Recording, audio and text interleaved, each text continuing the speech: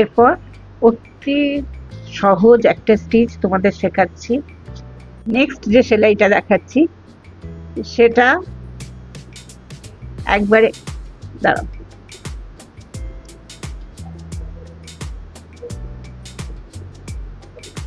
এটা chain stitch এইভাবে নিয়ে।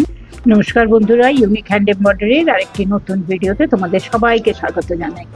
আশা করি সবাই খুব ভালো আছো। হ্যাঁ, অবশ্যই আমিও ভালো আছি। তো চলো আজকে তোমাদেরকে দেখাই। আমি বেসিক 5টা স্টিচ তোমাদের দেখাবো, যেটা তোমাদের সমস্ত রকম সেলাই করতে সাহায্য করবে। বর্ডার লাইনের বলো তো যাই হোক, এগুলো সাহায্য করবে। তো প্রথমে 5টা লাইন টেনে নিচ্ছি।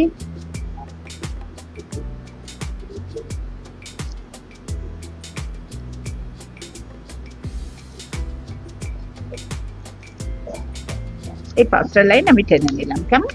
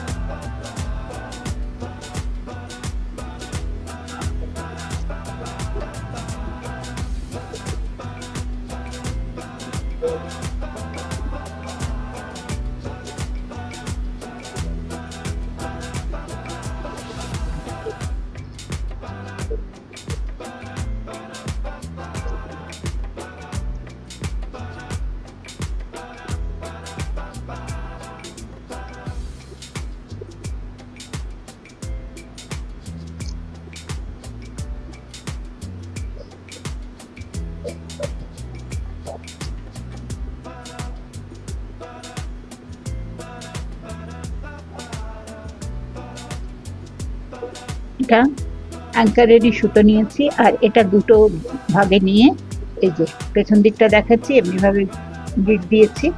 আর তারপরে এই সুতোটাকে দেখো এইভাবে ভাগ করে নিচ্ছি, আর জাস্ট এখান থেকে নিয়ে এই যে এখানে ওঠাচ্ছি।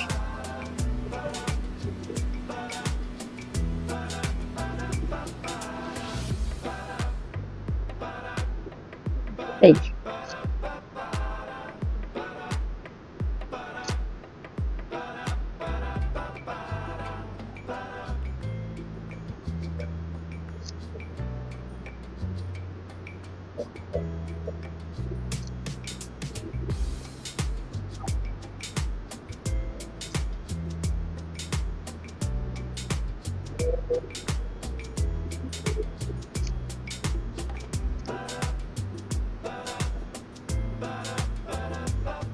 এই দেখো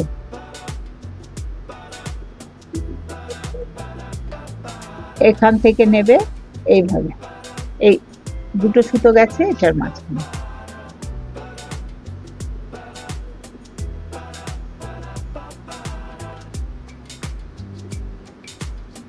এই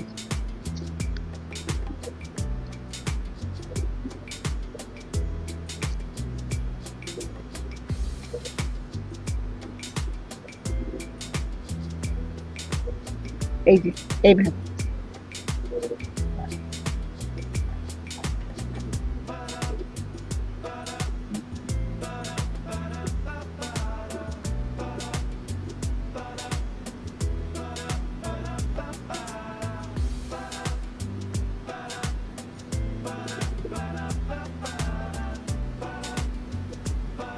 এটা কি হচ্ছে দেখো, এটা একটা অন্য ধরনের চেন স্টিচ হচ্ছে, কেমন? এইভাবে। তো এটাতে কি করছি, প্রথমে এই যে এখানটা থেকে এইভাবে নিচ্ছি,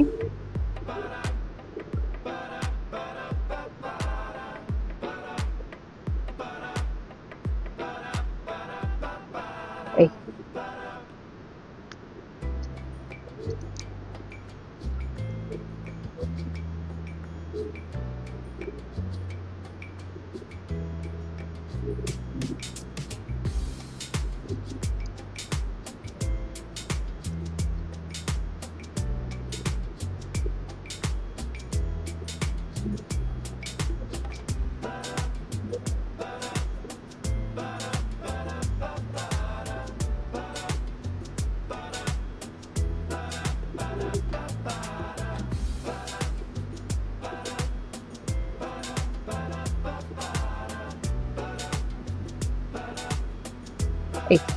এইভাবে একটাকে কমপ্লিট করলাম।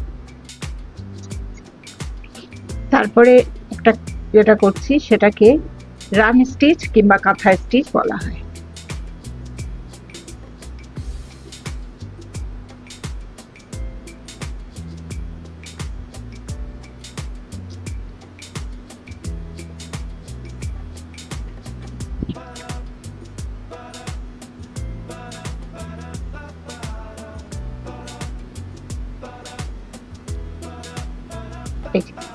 এটা সিম্পল রান স্টিচ কিংবা কাঁথা স্টিচ যেটা বলা। নেক্সট যে সেলাইটা দেখাচ্ছি সেটা একবারে দাঁড়াও,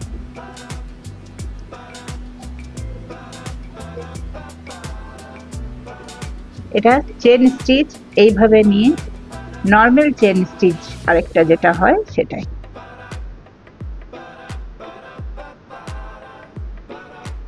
এটা সব সময় সুতোটা এইদিকে রাখবে,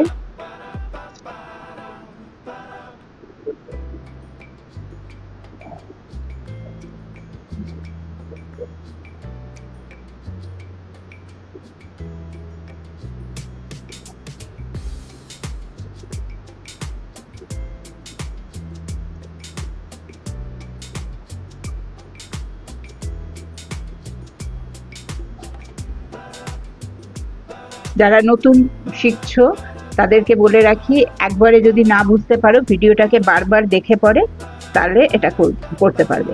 আর জানো তো এই চেন স্টিচটা যেটা করছি না, এটাতে তোমরা লেজি টেজি স্টিচ অনেক কিছু এটাতে তোমরা শিখতে পারবে। বাটন হোল স্টিচ সমস্ত কিছু এই টাইপের এই চেন স্টিচের মতনই করে করা হয়।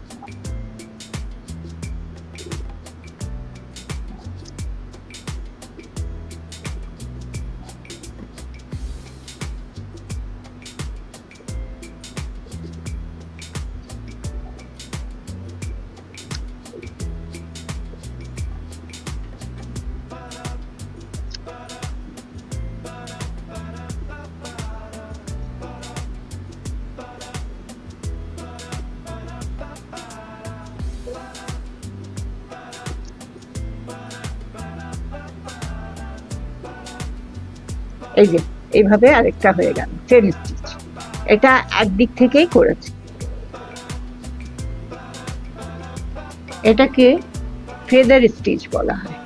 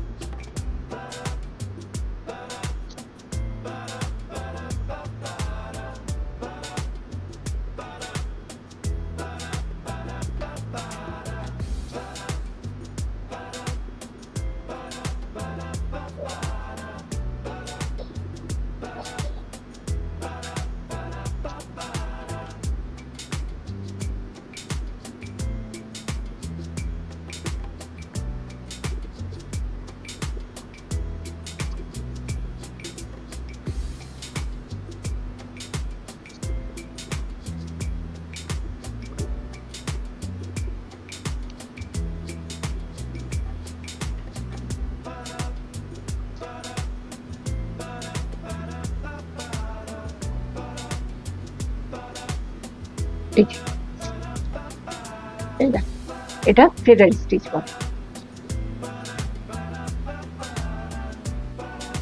এরপর অতি সহজ একটা স্টিচ তোমাদের শেখাচ্ছি।